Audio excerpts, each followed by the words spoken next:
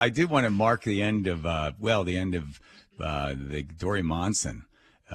His life ended on January 31st, December 31st. I got a call at 11:40 at night from Suzanne to tell me that Dori had passed. And it's, when people say, oh, I miss him every day. I miss him every day because, in radio, as you know, Jack, it's like a clock, right? It's just 3:06, the show starts, then it's over, then it's written, then at 3:23, you go to the break, at 3:20, back at 3:33. So on the hour, every minute is accounted for. So every day when I would do the show, I hope you have a fantastic weekend. The John Curley and Sherry Alico show is coming up next. God bless you in these crazy times, and I'll see you back here Monday, high noon. The guy, so when I say you miss him every day, I do, because that was, that kicked me off, into my show. And the reason he would joke John Curley is because he couldn't remember Sherry Ellicott's name. So, but for some reason, if he said my name really loud, then it gave enough time to go, oh, Ellicott, that's right. He's used to kind of mess up her name and stuff. So it was this time last year that we were doing the show. And so it was the day that I found out. So I'd gotten a call from Suzanne that Dori had had a heart attack the night before. She'd called me like at 4:30 or 5 in the morning, telling me that Dori had had a heart attack and he was in the hospital. So I was thinking about most of that during the day. And then while we were doing the show, do you remember this, Jacob? Wow. I got this call. That's right. Shoot, I hope this isn't my cabin is on fire. Hang on. This is from last year. Oh, my God. Just live on the air while Sherry and I are doing something, because I'm not at the cabin. Wait, don't curse. I'm on the air. Is my cabin on fire? Your cabin's on fire. Yes, I sent you a picture. The fire department, Ginger did, I guess. Oh, my God. Okay, goodbye. Okay. Thank you. It's on the outside. It's what? It's on the outside of the cabin, but it's underneath the porch. Okay, thank you. Goodbye. Oh, my God. My cabin's on fire. Any idea what may have been the reason? I gave Sherry a lot of trouble for the credit. That's a typical Sherry response. Going right to the what was the reason? I was, no. Okay. Oh my God! Wow! Holy Lord! Your cabin is on fire. He sent you a picture. Can you see how bad it is? No, he didn't. The picture didn't come through. Hang on. Okay. All right. You need to do what you need to do. All right. Okay. Let me just call him right now. Okay. Yeah. It's okay. Hold on, Dougie. Should I get off the air and come over there right now? Well, there's not much you can do unless the fire department's getting here. It's all out on the porch so far. If they get here pretty soon, it won't go inside. But yeah, I don't know. It's really going. You see my picture? No. Picture didn't come through. Okay. Goodbye. Bye. So I race over there, and it's the flames like 30 feet in the air. And I'm watching it. Oh, my God. I love that place. I had no insurance. And I'm like watching it burn, but all of a sudden, so it's freezing rain and sleet and there's a little snow and the wind is blowing, and I'm watching it burn, and it's dark now, but the only thing you see, these flames just licking away at these old logs of this beautiful little tiny cabin. My house. All my stuff. And I all of a sudden had this very strange feeling that none of it mattered. Not one bit.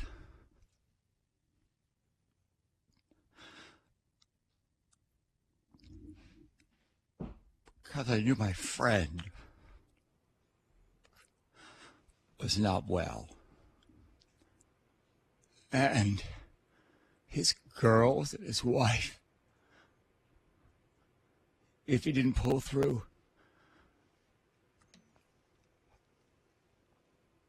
they would lose somebody that they love so much. And it was a really weird peace that came over me, like nothing material mattered. And I was just watching it burn.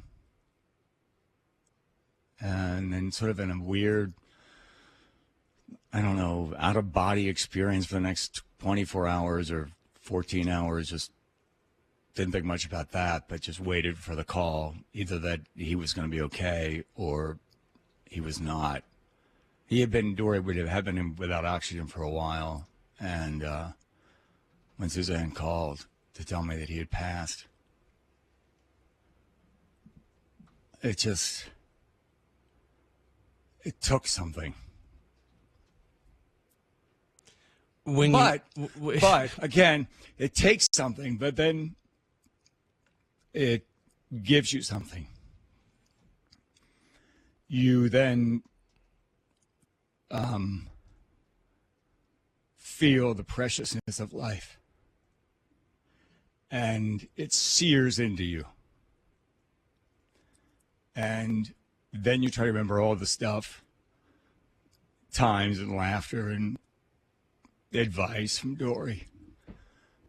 But the gift of someone going is hopefully they taught you how to live. And then you take that with you.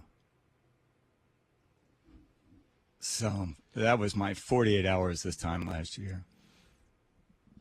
Yeah, John, I remember talking to you about it, and I remember, at the time when you and I spoke about, because you and I talked, I think, Dori passed away, I think, then 12 hours later, you and I were on the phone, and you had such a beautiful sense of calm and presence about it that for me was really I was really in awe of how you were able to be available to so many different people, whether it was Nicole or Suzanne. In the light of you losing your cabin, it was as if you were completely focused on your friend. And as your friend, I want to say that's such a wonderful and beautiful trait of yours, to be able to say, I'm going to be present for all these people, including myself, by the way, which I thought was such a brave thing to do because so many people disassociate. So yeah. I just want to say, John, as your friend, I feel like, and being party to that, I think that you were so available to so many people that it was just such an amazing thing to witness in a moment of just chaos and grief, right? Yeah. Well, thanks for Jack. Appreciate that. And this is the best I could find. Nicole sent me this. Is Dori saying how blessed he was. How God blessed I was because of these people who kept saying yes to my insanity, my insane dreams and aspirations. To be on the radio and to do what he did. Thanks, Dori.